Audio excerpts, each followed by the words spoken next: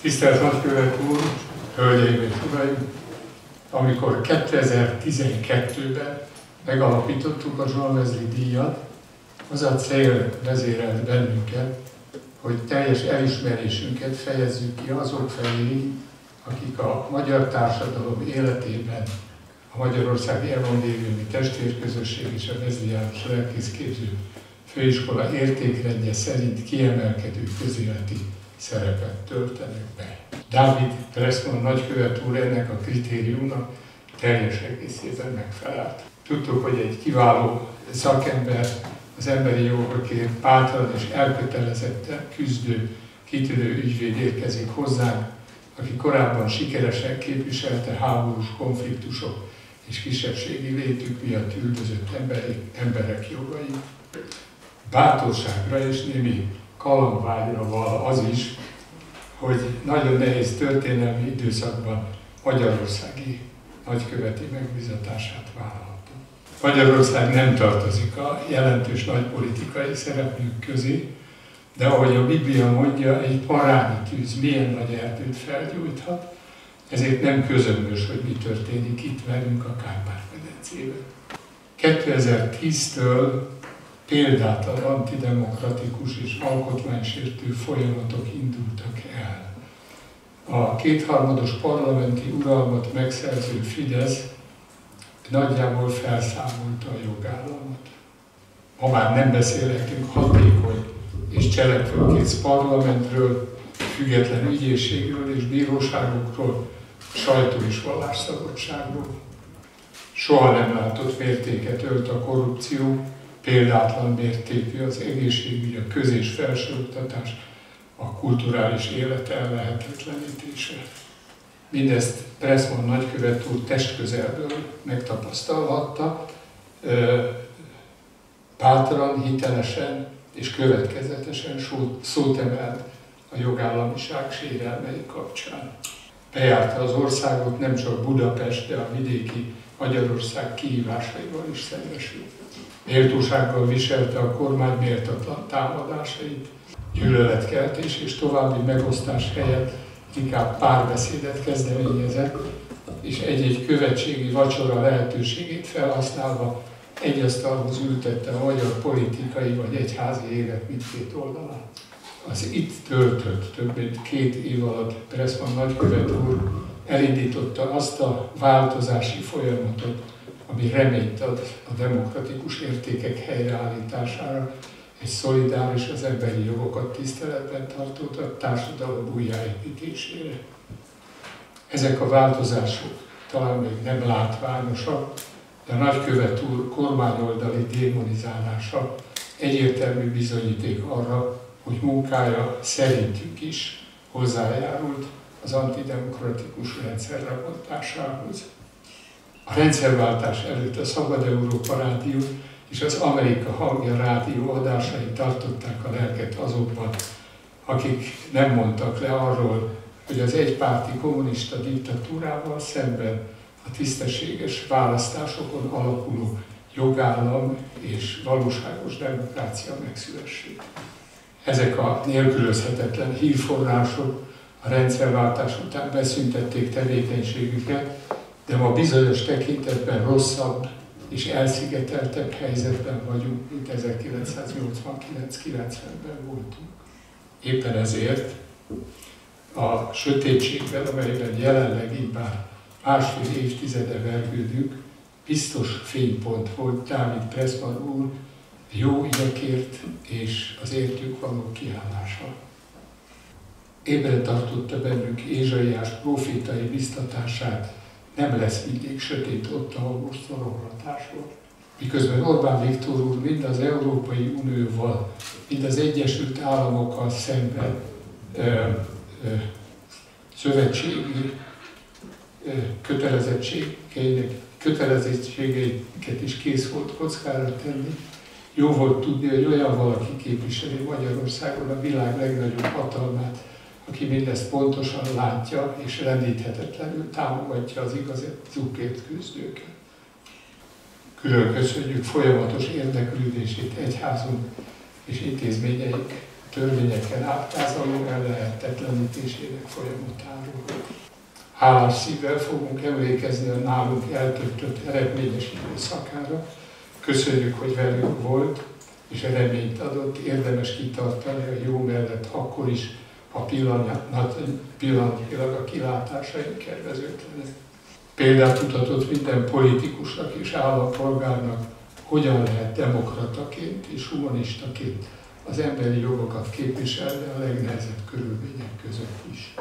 Biztos vagyok benne, hogy bármerre is viszi a további karrierje, Pressman mindig jobbítani fog a környezetét. Nagykövet úr, kívánjuk Isten áldását életére, a boldogságot családja körében, kívánunk jó egészséget, sikereket hivatásában. Kiváltság volt számunkra, hogy az elmúlt éveket velünk töltötte. Kérem, fogadja el ennek szerény jeleként a Wesley díjat, melyet a megalapítása óta eltelt 12 évben mindössze 5 alkalommal ítéltük oda kiváló emberek számára. Jó szívvel állíthatom, hogy ma a Magyarországon jó szívvel elfogadható kitüntetések között a Wesley díj előkelően áll. Pastor Bonnie, Excellencies, my colleagues from the Diplomatic Corps, friends, thank you. Pastor Bonnie, thank you for those extraordinarily kind words and for your compassionate leadership and continuous service to the most vulnerable and hungry over so many decades. To be honored by you, the Senate of the John Wesley Pastoral Training College and the Hungarian Evangelical Fellowship is a humbling way to conclude my tenure representing the United States of America in a country that I have come to love. We meet at a time of significant change in the world and important developments in the United States-Hungary relationship. Much has been said, and I have said much about it in recent days. The actions taken just yesterday by the United States in response to creeping kleptocracy in Hungary and the threat it poses to Hungary's democracy was not a decision the United States took lightly. We acted because we care about this relationship, and we are concerned that corruption is undermining Hungary's sovereignty through the diversion of public resources from those who need them most. It is thus fitting that after taking action against those who corruptly enrich the elites, I get to spend a little time with you, a community devoted to providing for Hungary's most vulnerable. You work to help those who bear the costs of that corruption most acutely. I'm going to keep this short, which for those of you who have listened to my speeches know is not my strong suit.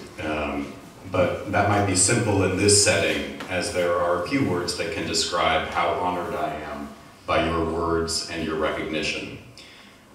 Like you, I have fallen in love with Hungary and Hungarians. Like you, I believe in Hungary's future and those who are working to safeguard it. Like you, I believe that Hungary belongs anchored to the West and in partnership with the United States. And like you, I believe that such partnerships must be preserved and protected, and that the forces that threaten them from within or without must be addressed head-on. We must use the time we have, the resources at our disposal, and for those of us privileged to serve our communities in an official capacity, the authority with which we have been entrusted to enter the arena and work towards a better future. To join you in the company of the previous awardees is truly humbling and special. I'm speaking to you today just over a week after the passing of former President Jimmy Carter, whose legacy we will commemorate tomorrow in the United States with a National Day of Mourning.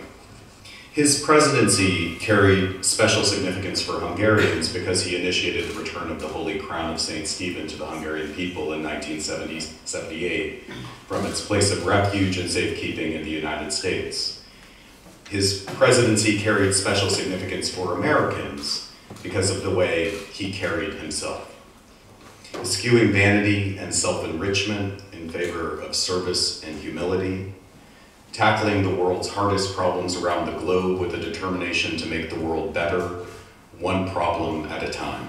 Homelessness and insecurity, one built house at a time. Global public health, one vaccination at a time. Morality and faith, one lesson at a time. The causes to which he devoted himself throughout his life would benefit generations he knew he would not live to see. He did not seek applause, but rather a better future for us all. His efforts were always characterized by quiet determination and humility, values shared by Pastor Ivani and those gathered here today. Let me conclude by reminding you of something I hope you already know. You are patriots engaged in the dutiful service to your country. Your service to your fellow Hungarians, to transparency, to equality, to democracy is in keeping with the finest traditions of the Hungarian nation. I know it is not always easy, but nothing important ever is. Thank you for welcoming me into your seminary and into your country. Our work is unfinished, but I know we can count on each other. We are bound together by an alliance that is unlike any other in the history of the world. An alliance based on core values shared by our peoples. We are committed to defend one another because of who we are, what we stand for, and a willingness, as the history of both of our nations has demonstrated, to fight for our freedom and our country's democratic futures. To enter the arena, to commit to and sacrifice for something that is greater than ourselves. It is a hard struggle, but it is a necessary one. It is a struggle that unites Hungarian patriots determined to improve the lives of your countrymen and serve those who need it most. For your moral clarity and courage, for your willingness to enter the arena, it is you who deserve to be honored. It is you who deserve my gratitude and that of my country. Köszönöm szépen.